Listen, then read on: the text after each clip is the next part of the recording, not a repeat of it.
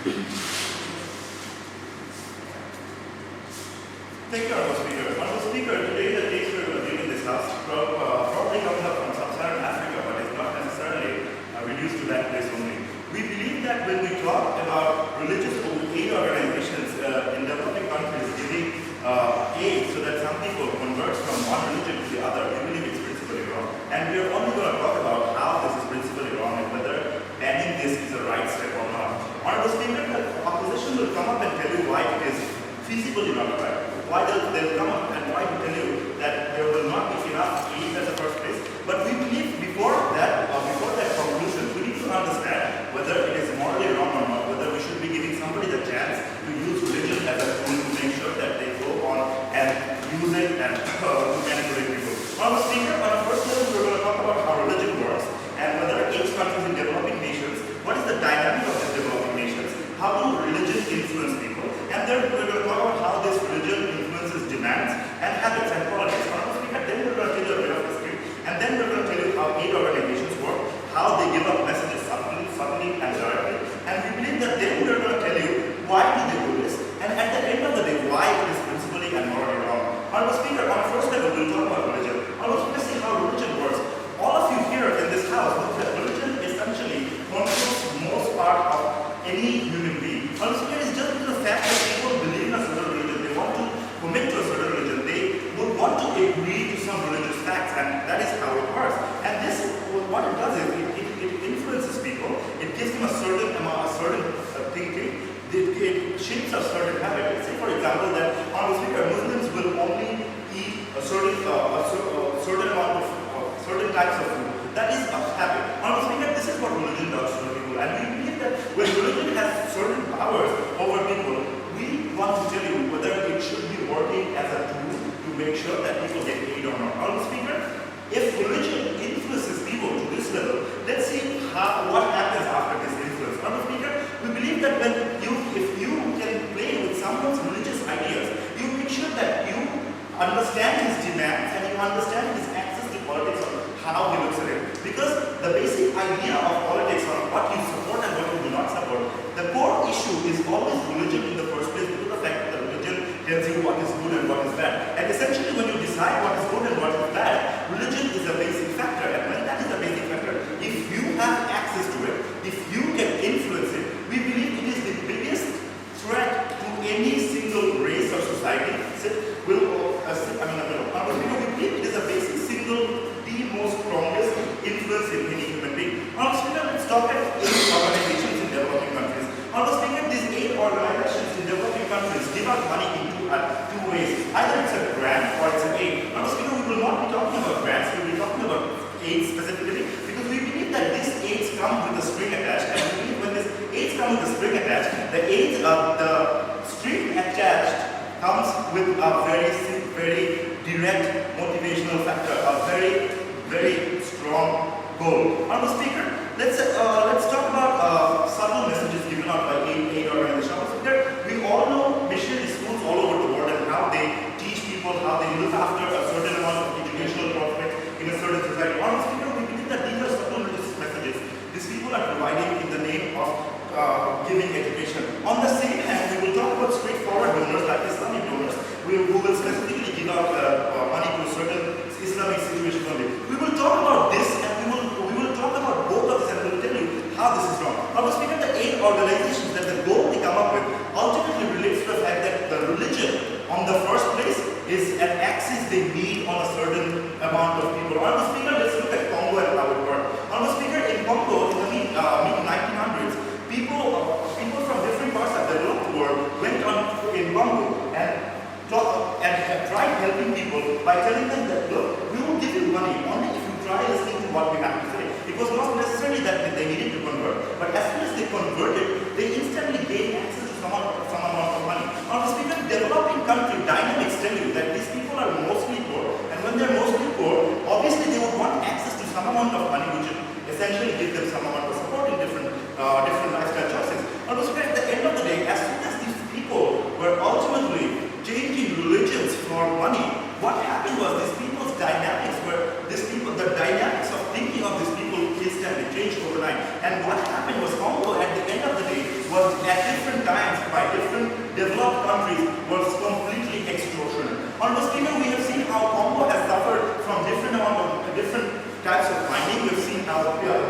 how different developed countries have gone into Congo and taken whatever they have had regarding resources. Honorable Speaker, why were they able to do it? Just because of the fact that when they converted people, they made sure that they know these people's habit. For example, Honorable Speaker, Congo was essentially at the very beginning was a dynamic, religious dynamic, what was mostly either semi-Muslim or basically different kinds of African tribal religion. Honorable Speaker, these people essentially did not take pork as a first stable food. At the end of the day, when these people converted, what happened was pork was a viable option to them. And as soon as pork was a viable option to them, porks from all over different developed countries was flowed into Syria, was flowed into Congo, just because they could sell it. The habit that was changed by a single conversion of religion, at the end of the day, made sure that these people buy more of the developed world's products. Honorable Speaker, at the end of the day, we believe that in a situation where religion is the most important tool in changing a person's belief, the way he looks at things, his habits, his product habits, the way he looks at religion, we believe attaching religion with an aim, telling somebody that if you change your religion, we will give you some amount of money, has an alternate motive. That alternate motive being extorting their country, having fully taking all benefits from that country and making sure that the initial aid organization gets the most benefit. We think using religion as a whole is wrong. Thank you, Honorable Speaker. Here. Now, recognizing the Prime Minister, may I please request the Leader of the Opposition to take the floor. Here.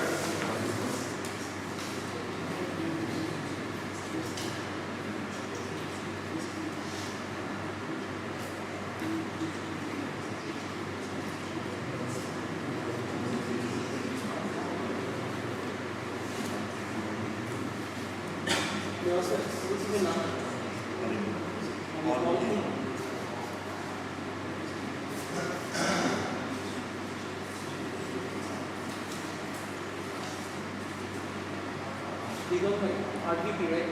RVP, team RVP. Huh? Yes, team RVP.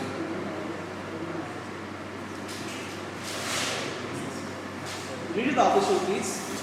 Here. Yeah.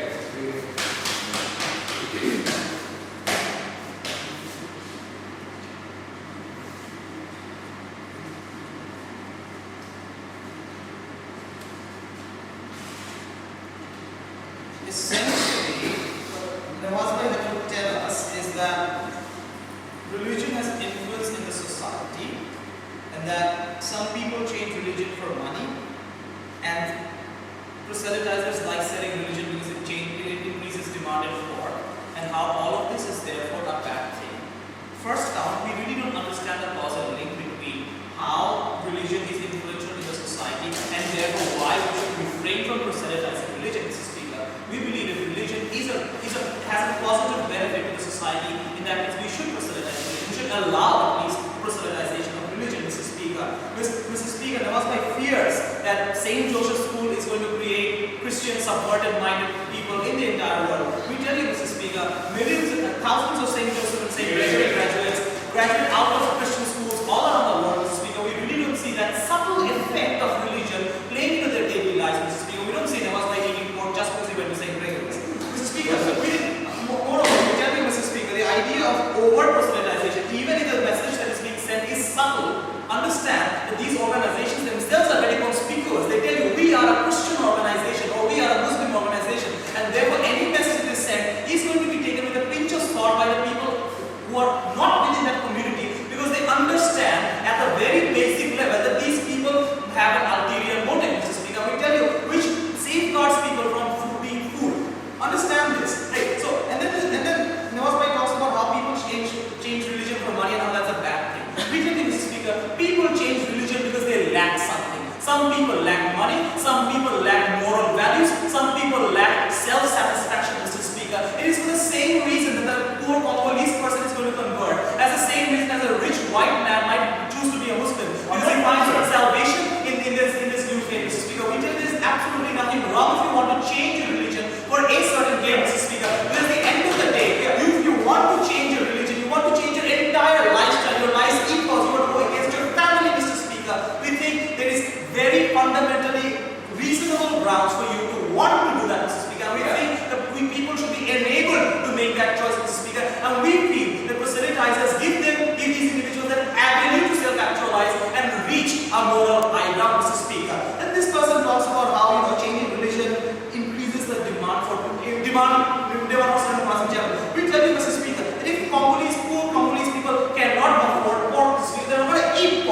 There are millions of Muslims in Pakistan, and still amount of consumption in Pakistan is extremely high. And we tell you, Mr. Speaker, it has nothing to do with religion per se, but rather the social norms and values, Mr. Speaker.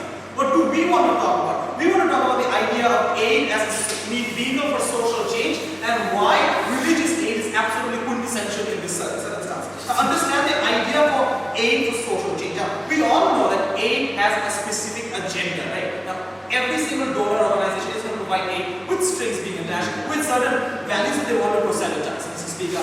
BRAC does that for women's development and women's empowerment, Mr. Speaker. But we see that aid is not being effectively channeled for social change if it doesn't come with instilling moral values amongst individuals, Mr. Speaker. We tell you that when BRAC gives microcredit to poor women and makes them self-sufficient, at night she's going to go and hand her entire profit to her husband for him to drink or gamble away. Because even though there has been a change in the economics, the change in economics of financial status has been brought up by aid, the social structure has not changed. Therefore, oppression or any form of progression does not result as a result of that aid, Mr. Speaker. We tell you it's absolutely important for aid to be a vehicle for the social change. We tell you, Mr. Speaker, it is ineffective if the people who are being a vehicle of change, that does not change the mindset of the society. And we tell you, Mr. Speaker, this change is important in sub-Saharan Africa. We tell you change is important in these societies that are ripe with tension, with friction, with communal rights. Mr. Speaker, we think these people will do much better if they have a moral lesson. But we are talking about how religious aid is quintessentially important, and this is going to come at some point of your speech. You just say no matter what propaganda people are using, ultimately the morals don't change. Why wouldn't religion be aid to sprint to aid them? Because people don't change at the end of the day.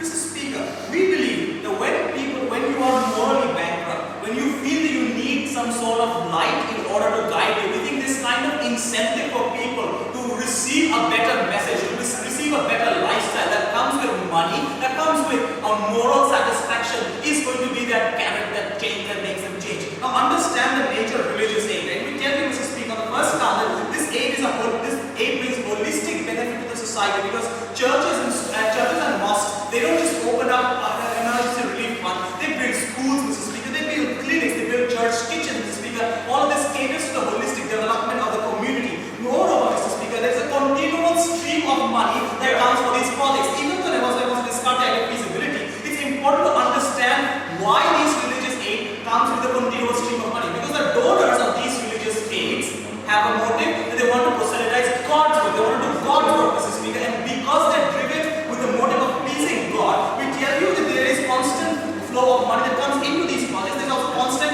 assistance and supervision in those said madrasas and schools by foreigners or by the donors, Mr. Speaker. And the supervisors are capable and adept because they feel that they are doing God's work, Mr. Speaker. Which is why the entire structure of the religious aid organization is transparent, is accountable, Mr. Speaker, because they want to be accountable to the donors, and these donors need to know whether their money is being spent in God's way or not, Mr. Speaker. But more importantly, this money comes with a moral message. We tell you that when religious aid organizations tell you or give you a moral message of moral goodness and moral high ground, this brings a long-run change in the current status quo, Mr. Speaker. We tell you these moral values tell people to be better individuals at the end of the day, Mr. Speaker, as opposed to just giving the money to the woman, as I was talking about earlier.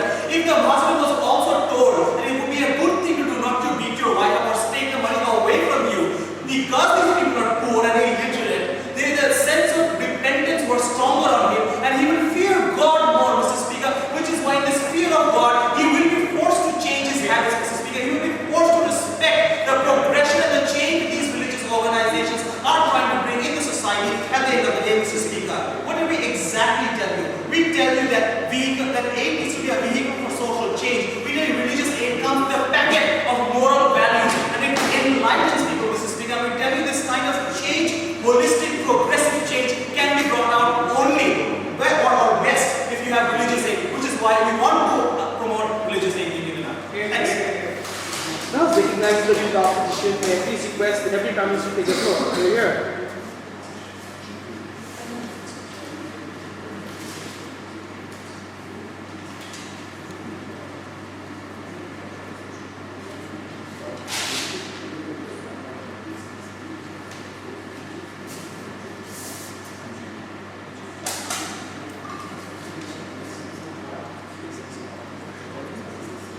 Can I have the Deputy Prime Minister? Here you go.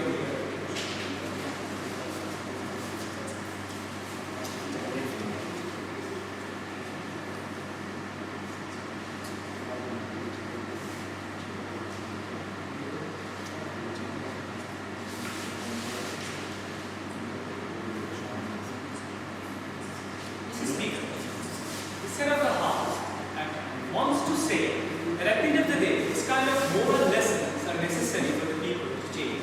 In sub-Saharan Africa, this is necessary that the people learn moralities, and at the end of the day, that will somehow bring a change in the society, and they think it's a positive thing. Now, Mr. Speaker, let's come on to the idea of aid in the first place. This Senate of the House comes up and they say, you know what, missionaries do God's work, and that is why there's so much transparent, and at the end of the day, they are willing to help people. Now, Mr. Speaker, get this. When an organization tells you that we will only help you if you allow us to preach the message of our religion, is it right or principally right to impose the help of poor on the basis of religion? That means, Mr. Speaker, is it right for these organizations to say that yes, poor people will be helped only if they are of my religion or if I get to preach my religion only? So, Mr. Speaker, basically what you are trying to do, your main perspective or your main idea is not helping the poor people in the first place. Your main idea is preaching your own religion, which we think fundamentally is wrong, because when your prime idea is that, you cannot really say that I am doing a good thing. No, sir. But Mr. Speaker, what we have to understand, this is the House asks us, why is religion so important? Let me tell you why. Because at the end of the day, a person's personality, how he thinks, what he wants, what he eats, what he wears, everything comes from the culture, Mr. Speaker. And an essential part of the culture is the religion itself. Now, Mr. Speaker, what happens in this kind of situation? Now, if a missionary comes out and they give you money to change your religion, yes, we see that many poor people will think that, you know what, changing my religion is good, I'm getting some money.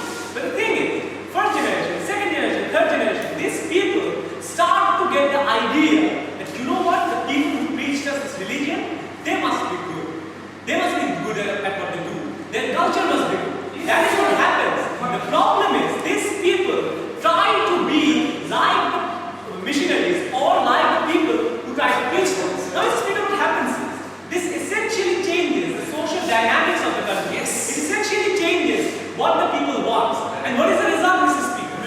50 years, 60 years after, we have seen in Africa, countries are not in a stable state. We see these countries' resources being taken away by countries which in the first place came into their homes and tried to teach them religion, tried to teach them moralities. Why, Mr. Speaker? Because at the end of the day, a Christian person in Africa will be more vulnerable when the companies from countries like USA or countries from Europe come in their country and they take away resources. Why, Mr. Speaker? Because at the end of the day, they will think, yes, they are doing something good. This is the idea or the manipulation these countries want to put in the minds of these people. They want you to think that we are preaching moralities, but at the end of the day, what they essentially do is take away the resources. Mr. Speaker, it is a practical notion, so you cannot deny that these things are happening there. Yes, you want. Even though every aim has an ulterior motive, isn't it better to have those ulterior motives out in the open? Now, Mr. Speaker, this is the House accepts that there is an ulterior motive behind that. Now, Mr. Speaker, why do we say this is wrong? Because at the end of the day, the consequence is your resources being taken away by a country which in the first place came into your country and preached their religion. So, Mr. Speaker, what we are trying to say today is this is principally wrong. Now, Mr. Speaker, this dynamics of the people on this countries, what happens is, in these countries, people are not, the economic conditions of these people, they are very much vulnerable to new ideas, Mr. Speaker. They are very much vulnerable to ideas that will just give them a bit of money, some money.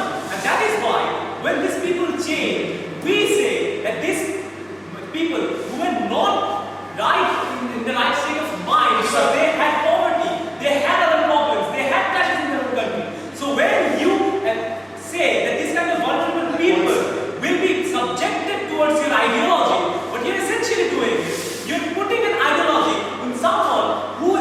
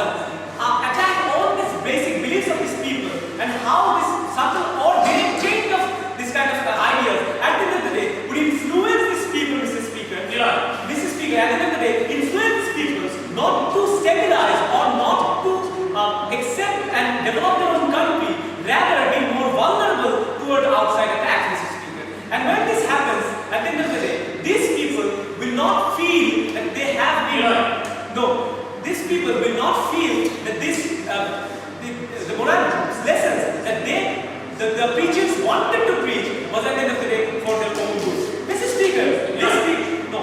At the end of the day, what happens is, we have seen in history how East India Company had reigned over 200 years in the subcontinent. We see that this company preached their religion, preached their ideologies, preached their clothes, preached their food habits, everything there. And this is the most effective way of ruling a country, Mr. Speaker. If you want to rule a country, you have to make them think like you have to make them believe like you. And only then, when the people see that yes, you are of similar religion, you are of similar taste, that is when they will subdue to you. And that is what these countries do, Mr. Speaker. These countries put the ideologies of their own countries inside the African ones, and at the end of the day, rule for hundreds of years. That is what has always happened, and that is what will always happen, Mr. Speaker. These African countries are vulnerable to this ideas. They are, at the end of the day, this house says that this is doing so much good to the society. But what we say is this kind of ideas, essentially creates what we say slavery in these African nations. These people think that, you know what, these are gods. These people preach to us, and that is what we should listen to them.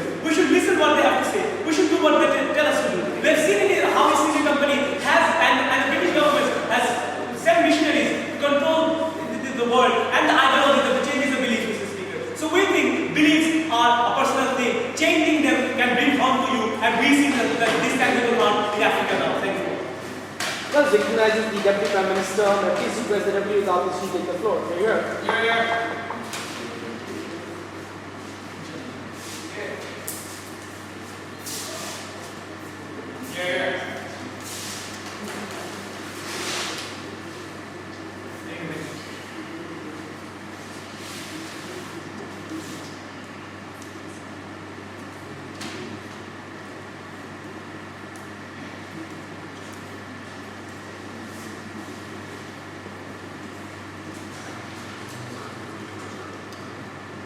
I'm going to start with a simple POI that was taken up. So, given that this has already been agreed by Biswas that every agency in the world has an ulterior motive and already has a propaganda that they're trying to sell, we ask you a simple question. Is it not better for the person who's accepting it to know what the problem is, or know what the rules and regulations are of the agenda, or to have it hidden behind a thing called interest, a thing called repayment, and a mask for development? Now, in the absence of such an ulterior motive-based aid, do we not think, or are we suggesting, that they meant all aid, because in essence, all aid is driven by ulterior motive? Are they saying that because Muslim aid has an ulterior motive, which is to preach the faith and preach the light of God onto those who lack guidance, do we not understand from their side of the story that yes, ban all aid, because hey, guess what? We have to pay it back in the very best interest. We're going to move on, and I'm going to do this kind of favor. What I'm going to do is I'm going to extend the debate. I'm going to try and tell you what the debate is going to boil down to, because I believe these are the debates and these are lines on which it should be fought on. First of all, I'm going to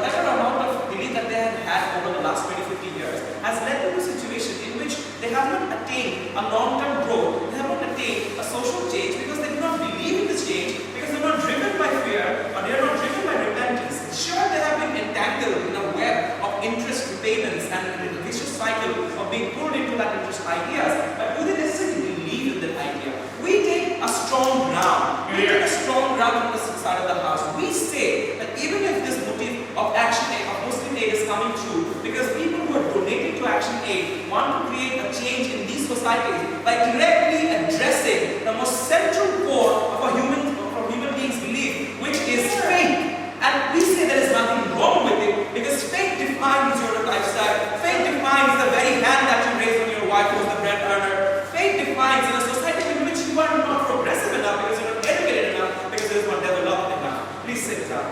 So one that idea has already been taken in. They're coming up here and they're creating a difference and they're trying to create a similarity between aid donors which come from the West who apparently have similar taste to the people, and that's what accepts them apparently. That's what gives them the legitimacy. And they're trying to tell us that aid which comes, okay, without any benefits or perks, comes simply because they want to take out the resources. We must create a differentiation here because these are societies, these are aid donors that are trying to foresee and trying to forestall their agenda because they want to follow the word of God and not take out the resources. Why it works against them is because the very legitimacy that Muslim aid or any other aid donor agency that is based on religion and comes from donors who are trying to do the work of good from a church or a family based in some other part is the legitimacy they create by not involving themselves in controversial resources based or any other particular regime change. This very legitimacy is what allows them to pull the funds. This very legitimacy is what allows them to stream it. This very legitimacy is what allows them to sell themselves to the people who are trying to buy into their way of work, which is better than what they have had because it has not worked. What do you agree? Sir, there is someone quote that you will get money only if you let me preach you or convert and then exploiting him. Do you think that's morally right? Sir, first of all, exploitation comes in different ways, but we understand that we're trying to change this poor man's life in the long term, right? So we can do two things. We can give him money today. We can tell him that take this money. And then exploit? Exploit yourselves whatever you want. Take this money, do what you want, and come 10 days later or 10 months later and tell me, oh what, guess what? I gambled it away. I went and I gave this to another wife. I gave the money away because I didn't believe in the change that you're trying to sell me. But in this continuous stream of payment is dependent on the fact that we have already instilled the high ground inside him. We believe that change is more organic, that change is more materialistic than the change of simply giving him the money. An example would be the current scenario in which even after 50-60 years of aid that has been challenging to these societies we're trying to tackle, they're still coming back to us for money.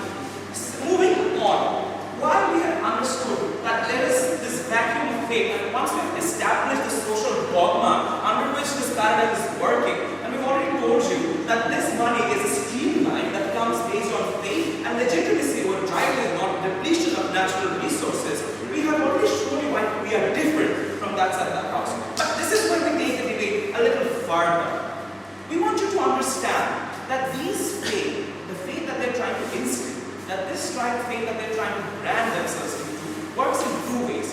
First of all, if this aid has a moral ulterior motive, it is being shown. Secondly, there is no way for them to legitimize their claims. But thirdly, the fact that they exist there because it is their channel of payment and the vacuum of faith would take away these payments and the vacuum of faith would actually remove these action aid and move these Muslim aid organizations away from places where they can actually create change onto markets where they can. We see that vacuum of fund is something that these developing nations simply cannot afford.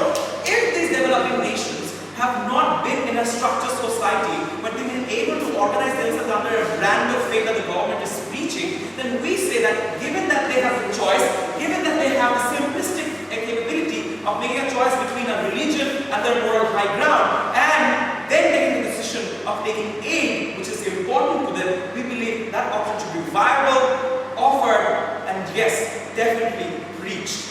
For all these reasons, and for whatever questions we have approached the lower house, we believe we have answered all of them. Thank you. Well, the answers that have been the opposition, which is to come to the opening half, to open from the closing half, South Australia. Here.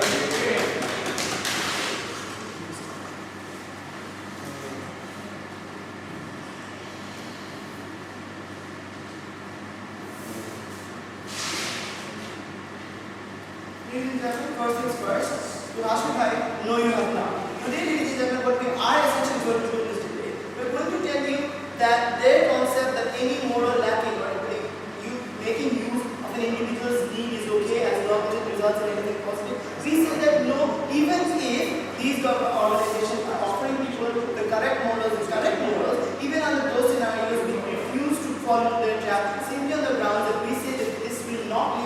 proper discourse. This goes contrary to religion's essential beliefs, ladies and gentlemen. Secondly, we will tell you that even on the grounds of practicality, when they bring up the idea that there will be these are going essential to the existence of these developing countries, we will tell you on the grounds of the international media, on the grounds of how these dynamics of the aid organization essentially work, will ensure that no place in the world will actually have an actual direct tangible harm as a direct result of what if the motion is essentially passed in India.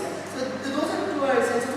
Perhaps the upper house given a bunch of consequences from both sides. We saw that one side saying that the aid organization, the only mouthpiece for over territorial control, they're actually aims which we can use for their own. Ladies and gentlemen, that might be true, but we won't necessarily go into that debate. But we will give you on the other hand, it essentially was the nature of these aid organizations and then how they function. So on the first idea, we saw that both sides of the house considered the fact that yes, every organization has an agenda. We say that yes, every organization does have an agenda because the inspiration or the start of any organization is a particular agenda, even for charity organization to religious organization. That is normal. But to what extent this agenda is portrayed in society and what sort of effect this has on the people that it interacts with, that is where we need to draw a line. And we'll show you in our debate how this, by inherent nature of the religious organization in the first place, is a problem when this agenda comes to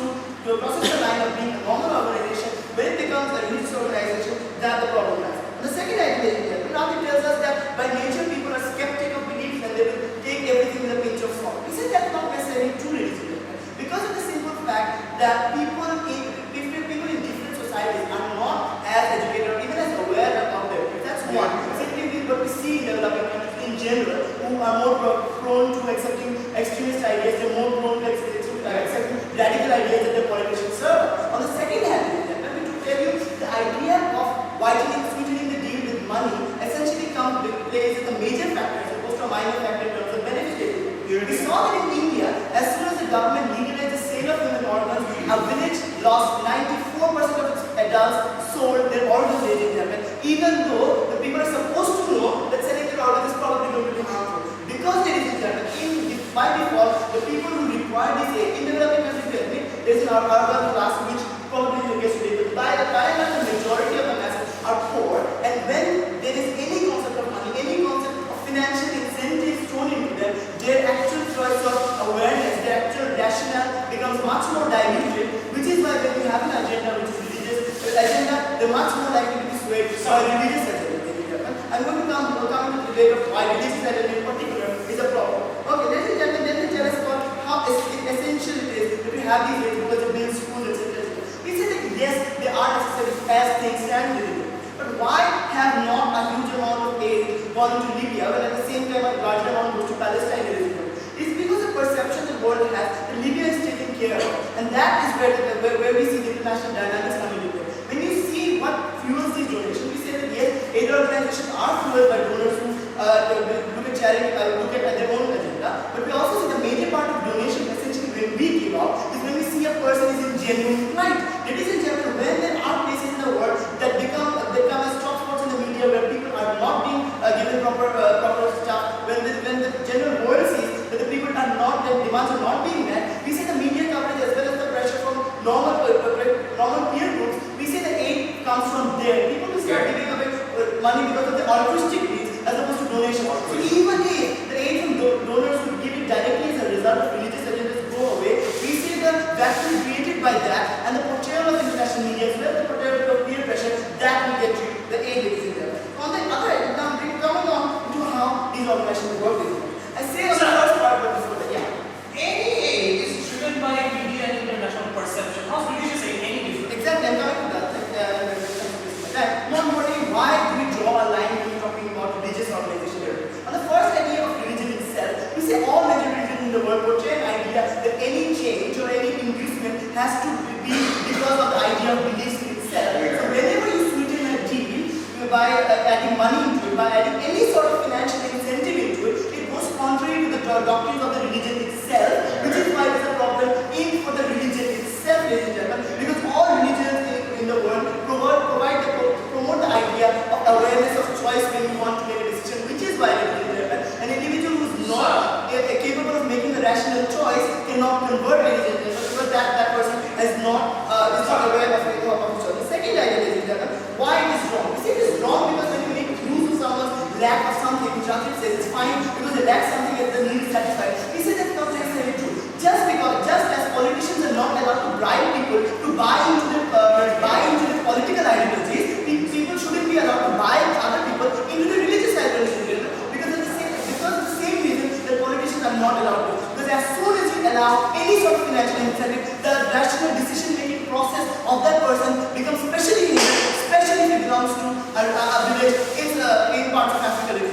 That is where we draw the line. The second idea, ladies and gentlemen, I think it's very good. We see that there is more practical things here. We see that even in these African parts, there are locations, there are regions which belong to Christian organizations, there are regions which belong to Muslim organizations. Essentially, even if they are not selling extremist views, what happens is because there is no discourse, because there is no huge amount of rational thinking that goes behind these conversions or behind these views, we see that the line in the person's head or the person who made that choice is very vague. It's very easy for other groups, even if they are not directly funded by that particular organization, it's very easy for those progression groups to create an idea of conflict within those groups. Especially we have seen this rise of terrorism, we've seen the rise of increased conflict between these clans and tribes in Africa because of this lack of information in the first place, because of people that do not make a rational choice when they buy into that philosophy. And we said that this is an essential problem in this video. So what have we shown you? We have shown you we know we can do without this hate. We have shown you it is wrong. We don't mind agendas, we mind agendas as soon as they start messing with our rights. Thank you. Now recognize the member of government and please request member of opposition with your right to take questions. Do you hear?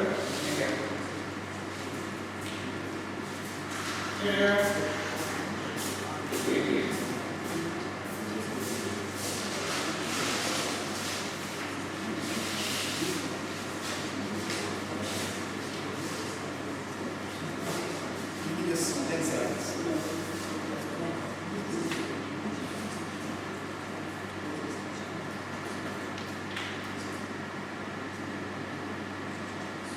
Thank you very much. I was speaking for you before I really take you off.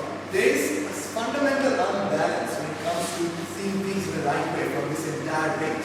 What we saw right now from this speech from SAS was that basically media pressure will be enough for development aid organizations to continue to provide funding, but yet this media pressure will somehow not play any role in limiting the coercive elements that these development aid organizations might have on the speaker.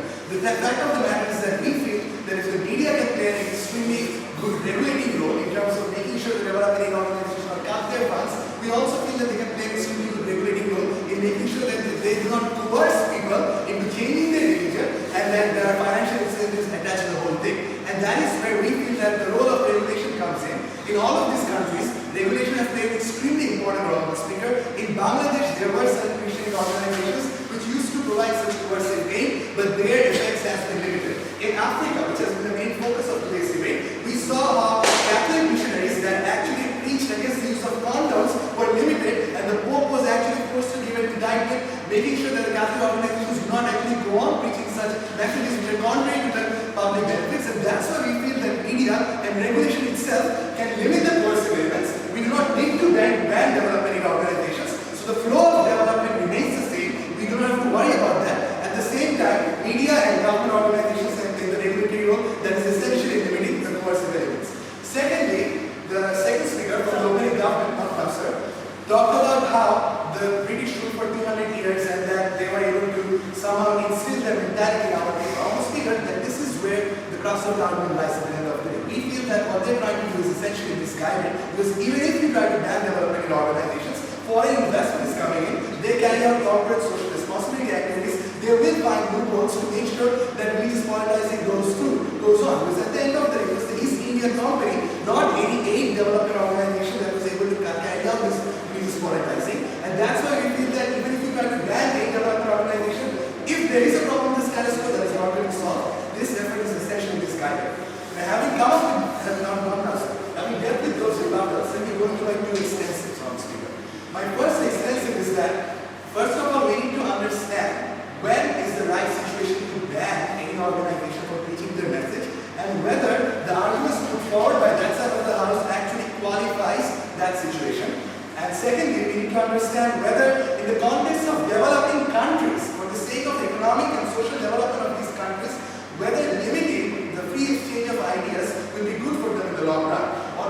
House Speaker pointed out that no, we are only going to have a very detrimental impact if this motion is passed. In the first count, we feel that only when an organization is preaching a message that is a threat to national security, that ends up undermining the political structure of a country, only then do you have a rational ground for limiting their voice and for making sure that the message does not come up. What we've seen from the government is a very tenuous link between somehow poor Africans buying imported pork. The link was so tenuous that it falls apart without we having to rebut it in any extensive order. Secondly, we see how the religious politicization at the end of the day has actually helped to erode tribal identities. And tribal identities is the main reason behind why Africa is mired in such violences. And we feel that other ideas at the end of the day need to come up and discuss. I think it's possible. In the dialogue tribal identities, we see the rise of religious secularism in Africa increasing, right? So the problem is human.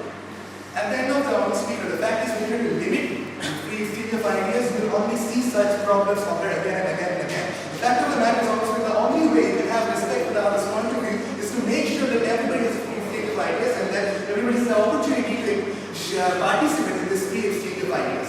As I was saying, that they have failed to show us that religious politicization is a threat to national security or that it undermines political structure. They have simply failed to show that. On the other hand, they have also had to show somehow that religion is an all-controlling aspect of our life. We simply do not believe that is very strong, Speaker. We feel that if you look at the developing countries, people are very adept at making sure that religion is an intensive personal matter. They are also very adept at making sure that political affairs are also a distinct part from their own personal beliefs.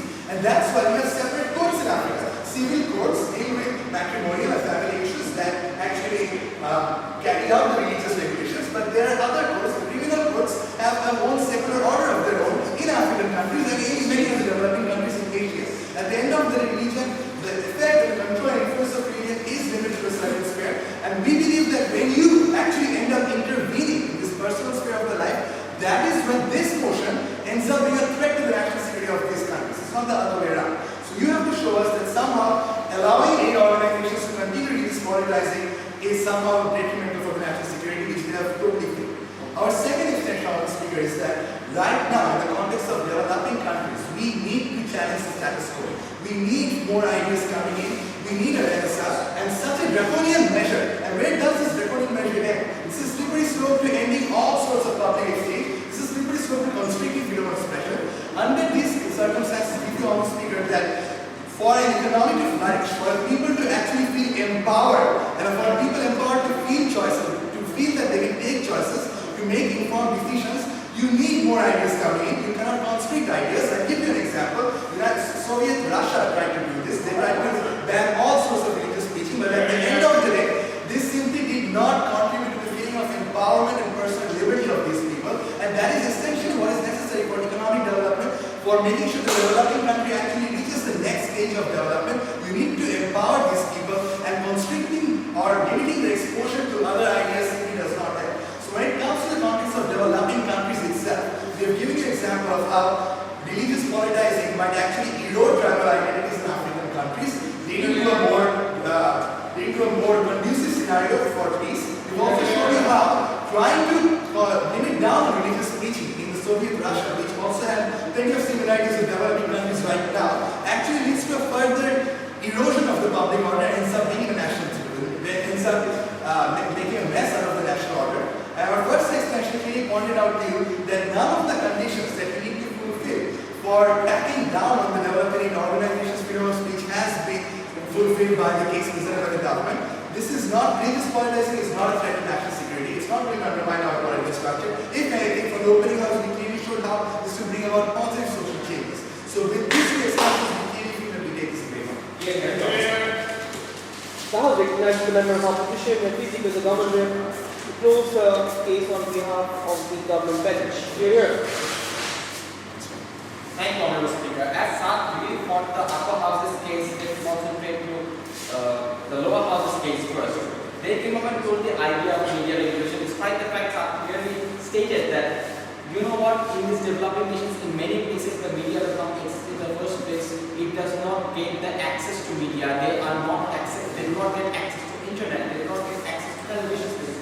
And that's how the idea of extremism is too much likely to get into them, because they do not have any filtering process within themselves, and thus the ideas can be channeled easily within them. The second idea was from this side was idea of banning. When you actually ban something, exactly when the idea is actually threat to your national security. My response to that would be, ladies and gentlemen, even if not actively, there is a passive threat. Let me tell you how. Because pretty seriously, religion is something through which the maximum number of rational can be made down.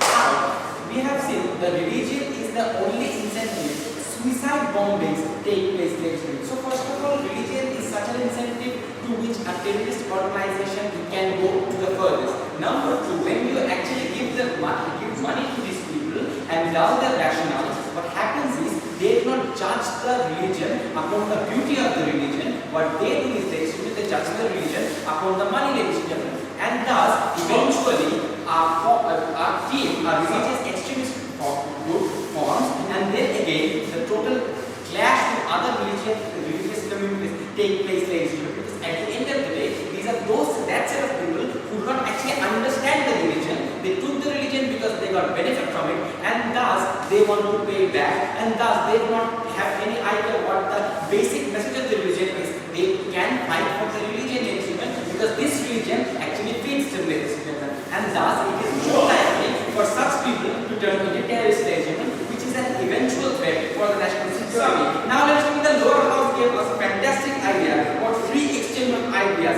Ladies and gentlemen, in the election, if I am providing data to the people to vote me, ladies and gentlemen, tell me how it is actually a free expression, ladies and gentlemen. It is not. As soon as in any agenda money gets involved, it's no way a free exchange, ladies and gentlemen. It cannot be a free expression.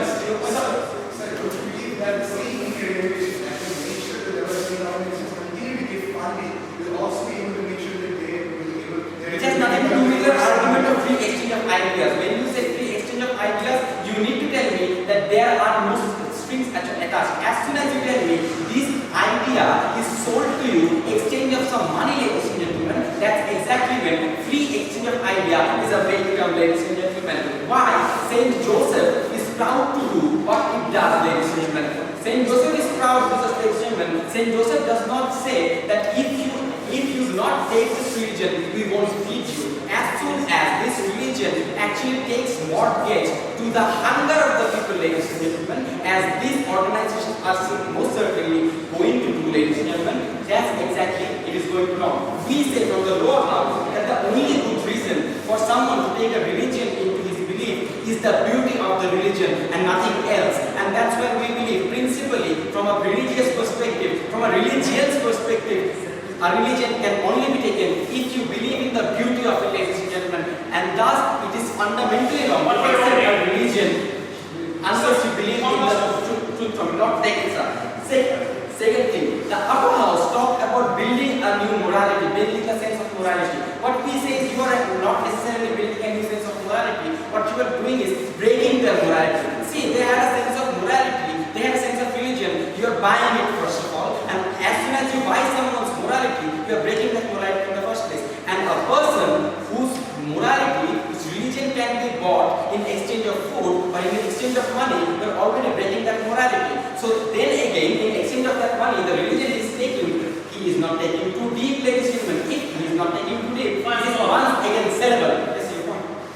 Zakat of missionary aid is sanctioned for Islam and Christianity, and it's considered to be a part of their faith. This saves these people in this life and the next life with money and morals. What's wrong with that?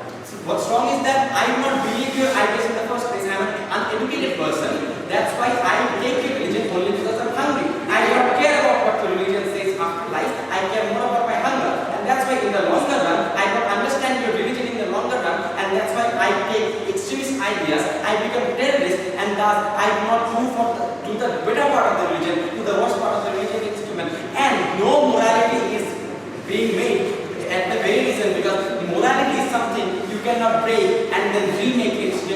These persons' morality is broken in the first place, is bought in the first place. Thus, building the morality is another idea had no ground. So, what we have shown you from this side, This side came up with the idea that religion is something that you cannot sell actually. Religion is an idea that you have to first believe to the central ideas. If that does not happen, the injection of religion through money, ladies and gentlemen, is not going to be healthy for both these sides. For the person who's taking the religion and for the person who's preaching the religion. It's not going to be good for any of them. The person who are taking the religion cannot go into the deep phase of the religion and thus going to be diverted to different ideas.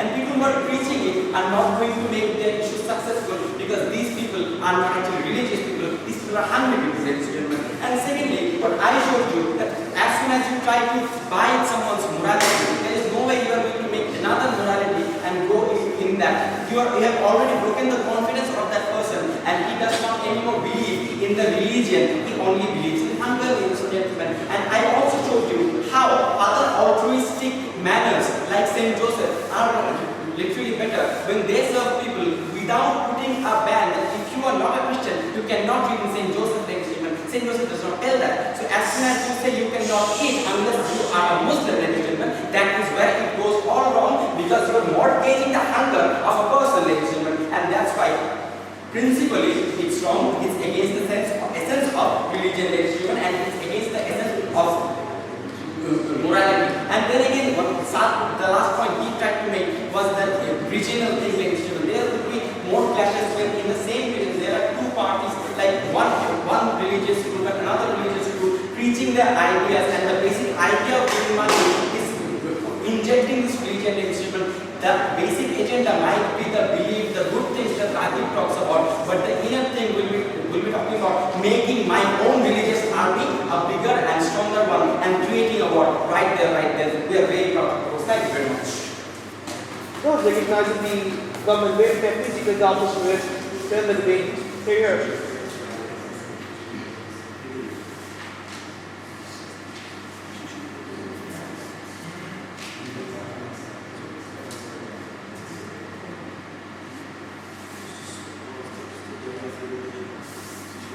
We love Jesus. Come on, channel.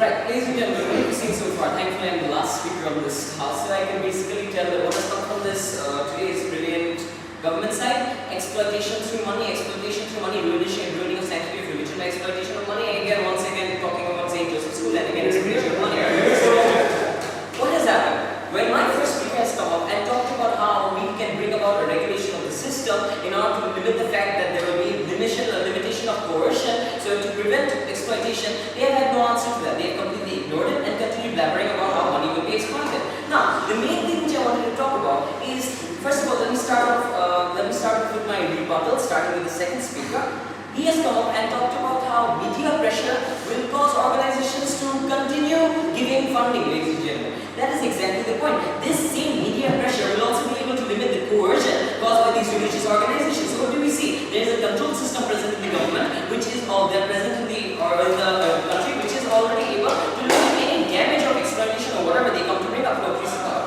Okay, next of all, we are dealing with developing countries here. For example, Africa. We know that they have regulation control, they have system regulation methods, because they have been dealing with these aid organizations for quite a long time, ladies and gentlemen. These aid organizations have been there for quite a long time. Hence, they know that these guys will not be able to just come and just take advantage of them. For example, we have seen how in Africa, how Christian Catholics actually came up and preached about the ban, not using condoms, but that was completely overruled by the fact that the media pressure actually raised the awareness about the use of condoms, and it changed their state of mind about the influence caused by that religion. No, please sit down. Next of all, Next of all, when the last speaker came up, he talked about how this use of money can be compared to financing a politician's vote, and by how financing a vote, a politician can buy his vote, ladies and gentlemen. However, note one thing: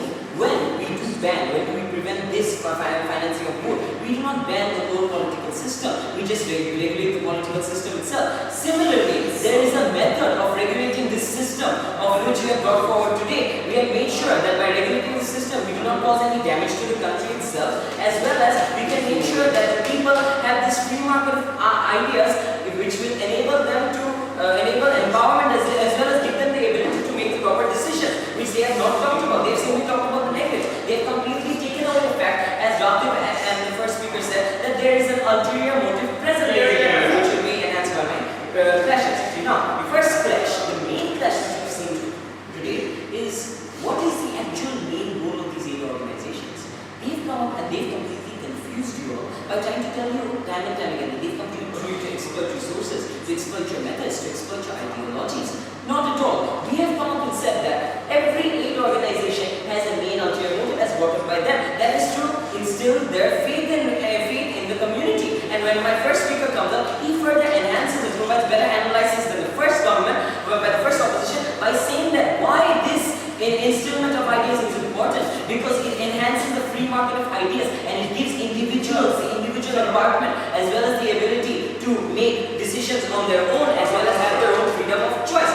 Not talked about. Next of all, they have brought about how it is legit that there is a continuous stream of funding because there is a level of trust on these companies. That's where there's a continuous stream of funding, because they know that because they know that the goal of these organizations is not to cause any damage. The goal of these organizations is to benefit the people, is to instill religion in them. We have come further and we have enhanced it by saying that yes, similarly they themselves know that in the government, that in the country, there are certain regulations that are present that will be able to limit this coercion that has not come about. Next of all, ladies and gentlemen, what they have come up and said is that why religious aid is needed when we have other media portrayed aid. First of all, as Arghya, the only point brought up by their point which took them down was that actually all aid is media portrayed. Now, why is religious aid important over all these things? Because it brings something else into play. That is the instilling of religion. Something which is completely different than all the other aids they're talking about. Some goal which is present of the organization to put that motive in their head that there is a religion out there on which they can focus, on which they can live their lives, on which they can make decisions.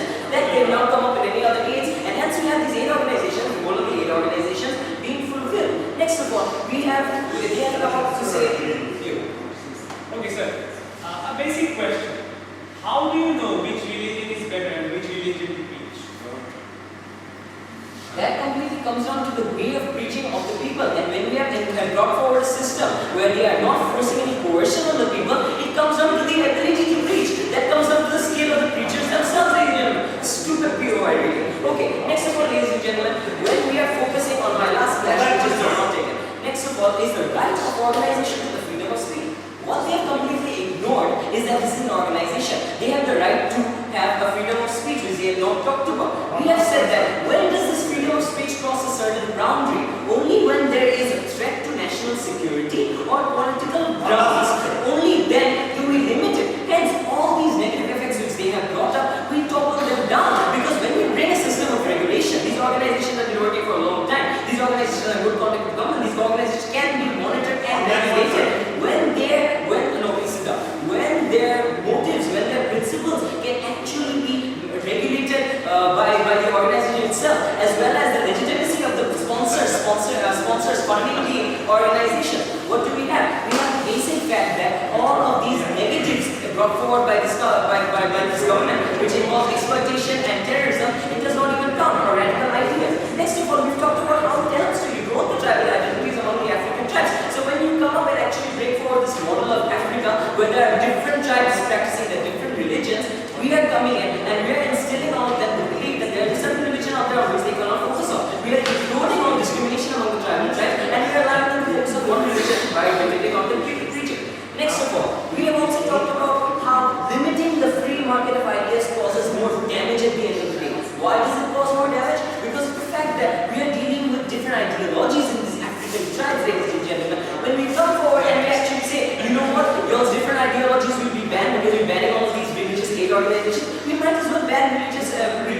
mediums of freedom of speech. We might as well ban YouTube for all that matters because they are also preaching religion. So to what extent has this government even come and talked about to this how this emotional will pass? They have not brought that up at all. So at the end of the day, when we see that we can actually regulate the system without completely banning it, and at the same time instilling the positives of the system, why throw it away, ladies and gentlemen? Hence, thanks for letting me go. I thank all the teams for an observation. Cross the floor, shake hands, and wait outside.